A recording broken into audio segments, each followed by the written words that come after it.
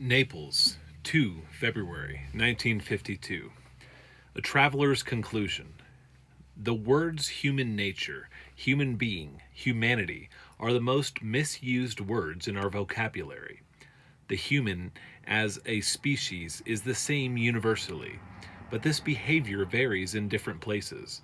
I behave differently in the south of France than I do in England. You behave according to the customs of a country, or try to adapt yourself.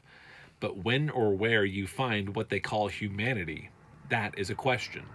Man's indecency to man all over the world rules out the idea of humanity as an actuality. It is a dream of young idealists. In practice, it is a misnomer. Man is at man's throat. As in the sea, the fish swallow one another. Naples, 5 February 1952. On ubiquitous knowledge. After 30 years of circling the globe, I can shed no light on the cosmos. But what makes people tick, that is clearer in mind than it was when I was young. I have learned that you can never trust a human being to behave as you would have expected in a given circumstance. You can never rely upon it. Men and women are both very unpredictable. You can only guess what people will do. Rome, February 1953. I keep returning here, trying to salvage my lost fortune, still hoping to make a film William Tell. Yet I am drinking more than ever. I seem, these days, filled with reflections on so many things. On narcotics. I have taken many and most drugs, but I'm not an addict. The only drug I have never taken is heroin. Take it once, you're hooked, done for. So it's not for me. I have found that opiates take away the male sex impulse. A male is too busy dreaming. On the contrary, opiates stimulate the female. I'm talking empirically.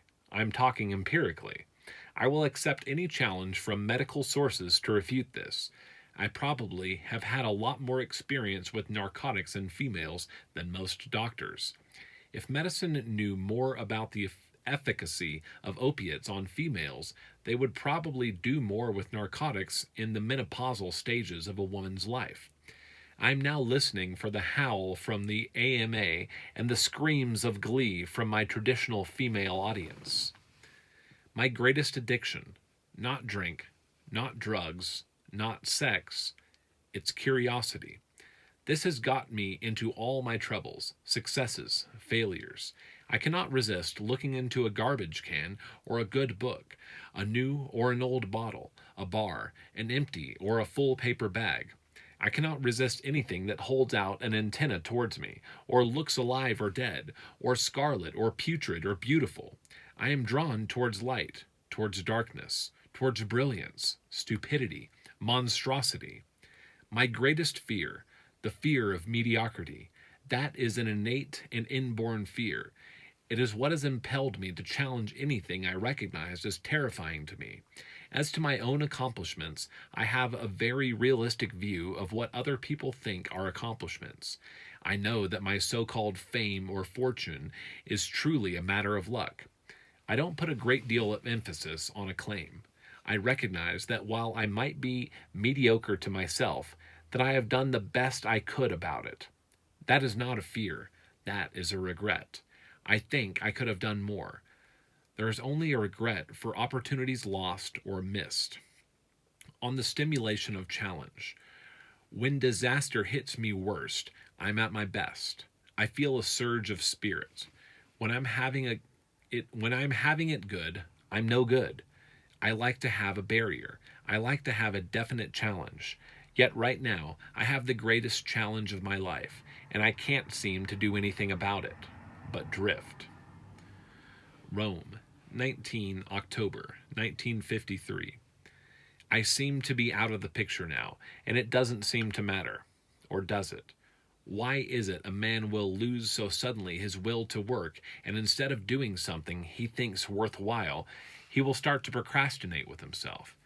And in this condition, the edges of his perceptions become dulled, lethargic. Alcohol? Sure, but not this much. This sluggishness is the beginning of some sort of disintegration inside. I sense somehow a great danger. It could be a sort of moral gangrene. It is a mistake to think you can't be hurt if you don't care. You can be hurt very much even if you don't care. Rome, 23 October 1953. What do you know about yourself, Flynn? How do you stand on a variety of the little human qualities? My own talents. It is a habit for me to discount myself before somebody else does it for me. Better to get in the first lick. You toss away your pictures. That one stank. This one's no good. I didn't care for the others. I don't even like to discuss them.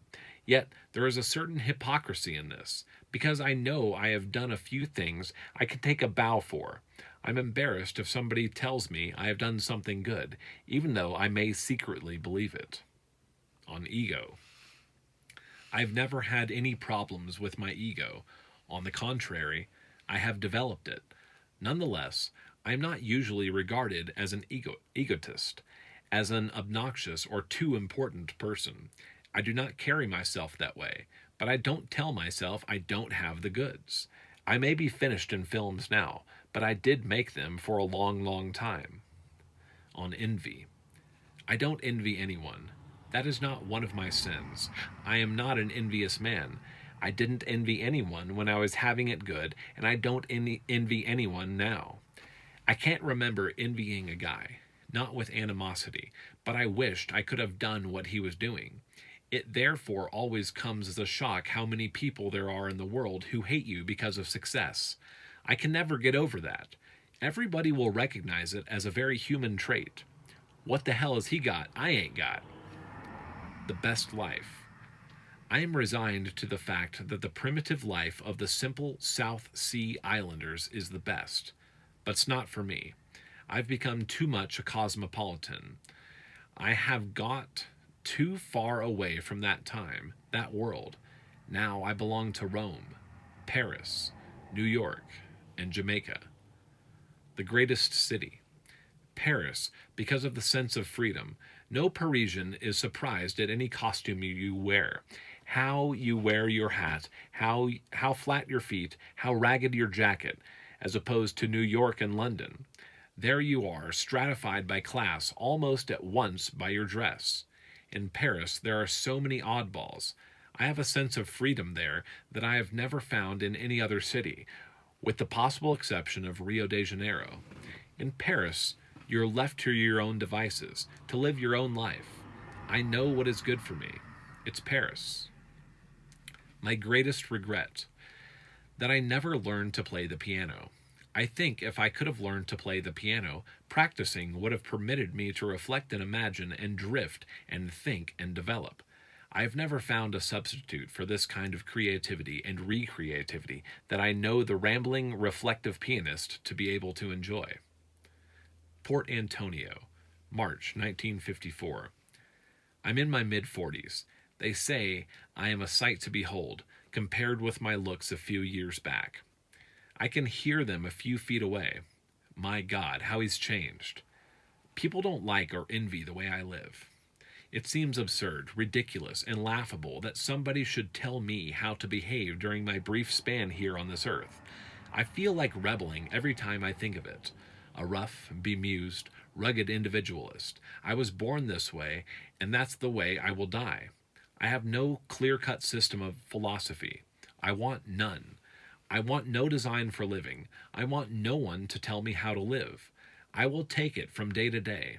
I follow no leaders, no set of rules, and don't anyone lay down rules for me. Boston Estate, Jamaica, 4 April 1954.